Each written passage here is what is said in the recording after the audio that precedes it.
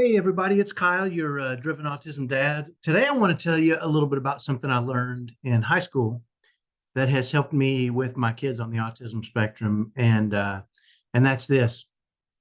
So when growing up, I liked to play a lot of sports, and I played a lot of sports, and I had some coaches that I really liked, and I had some coaches that I didn't really like. Well, one of the ones that I didn't really like was my high school soccer coach.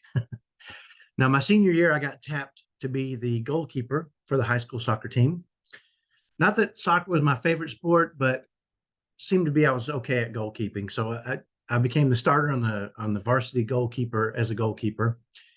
And I'll never forget when we first started practicing, our coach came up to us and he said, "Listen, I've done some research, and in high school soccer, it appears that 40% of all goals are scored on free kicks." And he said, "So I'm going to let you know right now, this season, we are going to be the best team in the league, in the state, at attacking on free kicks and defending on free kicks." And so in a 2-hour practice, we usually our practices took about 2 hours. And the last 30 minutes of every practice, so 25% of our time, we would spend specifically on free kicks. Our offense would attack and the defense would defend, and I would be back in goalkeeper trying to keep the ball out of the goal. And it was really interesting because, there's a lot of different ways to attack on a free kick. There's a lot of different ways to defend on a free kick. And by free kicks, I don't mean penalty kicks. I mean, a free kick can be anywhere on your half of on the opponent's half of the field. So really, you can take a free kick from 30, 40, 50 yards out, and that's where 40% of those goals are scored, right? And so we would, over and over and over, we would practice free kicks. Me and the defense would be trying to defend our offense. They would use different strategies and tactics. The offense would take a tall guy and run him, from the back up and try to flip it into him so he could head it in. And we got to where we could defend that pretty well. And our offense got better and better at free kicks.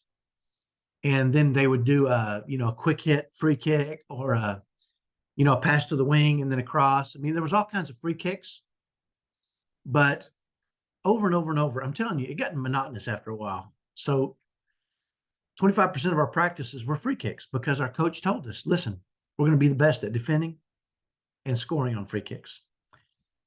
And so we learned to defend any kind of strategy for attacking, and our offense learned 5 or 6 different ways to attack as we were learning to defend that. And it was interesting because, as I became a dad and my son was diagnosed on the autism spectrum, I started to realize after a while that there were some consistent things that were happening. Well, let me finish that story. So turns out during the season, we scored so many goals on free kicks that we made it to the playoffs. And during the playoffs, we had a pretty good run in the playoffs. And ultimately, we ended up getting bumped out of the playoffs on a free kick. And a guy made a beautiful shot around the wall into the corner, and I couldn't get to it. And anyway, so all that practice paid off on our team, and we really made a deep run into the playoffs.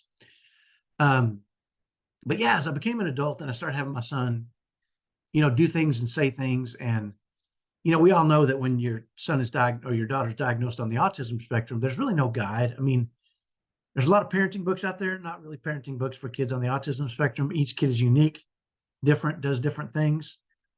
But I realized there were consistent things that he was doing over and over, in consistent ways I'll call them defending it, right? That weren't working, some that were.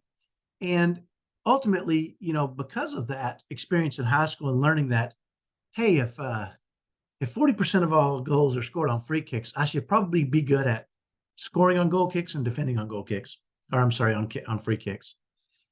And so I kind of took that attitude towards the stress in our home and what was happening in our home with our son on the autism spectrum. We developed strategies for a lot of the things that were causing us stress, and we're able to refine those strategies based on some of the same principles, right? It always surprises me when parents come into this thing and they come to me and they say, you know, I've got this problem. My son's having meltdowns. It's ruining our home. It's doing this. It's doing that. And I'm saying, what have you tried? And they say, what do you mean? Right. So what I want to do is we created a framework for how we manage these problems and how we develop strategies. And the framework was the key, right? Because for how we managed situations was the key, because our son was unique. And I'm sure your son or daughter is unique too. So, you know, a lot of times we go on these pages and say, how can I solve this problem? And somebody has an answer. Well, it works for them, but it won't work for you, right? That's what we felt like with all the answers. But through the framework is how we were able to create strategies that did work for us. And that was through practice, right? So I did a masterclass recently, and I'm going to share a link down below if you want to see a replay of that masterclass where I share the exact framework we used. And that framework helped us develop strategies for potty training, for meltdowns that were, you know, ruining our home, and we were walking around on eggshells, worried about the next meltdown. We solved that problem. Defiance, you know, kids that just won't do what you ask or do whatever they want no matter what, or how do you punish them or when they do the wrong things, you know, or do you punish them? Arguing, you know, kids that are more high functioning tend to be pretty good at arguing, and there's no line they won't cross, right? So all the different things that we had issues with, we have two sons on the spectrum. One is more severe and one is more high functioning. And so, you know, we faced a lot of this stuff that you're probably dealing with. So I'm going to put a link below this video, and I want you to click on it and learn the framework. I mean, it's a free masterclass. You're going to learn the framework we used. I'm even going to share with you our strategy called Winning Every Meltdown, which is about how we, you know, we went from, you know, walking around on eggshells, trying not to get him to melt down, being isolated, not going anywhere, not getting invited anywhere because of his meltdowns, to changing all that forever because we developed a strategy for what we call Winning Every Meltdown. And I'll share that specific strategy with you on the masterclass. So click on that. You know, if you wonder, am I doing everything I can for my child on the autism spectrum?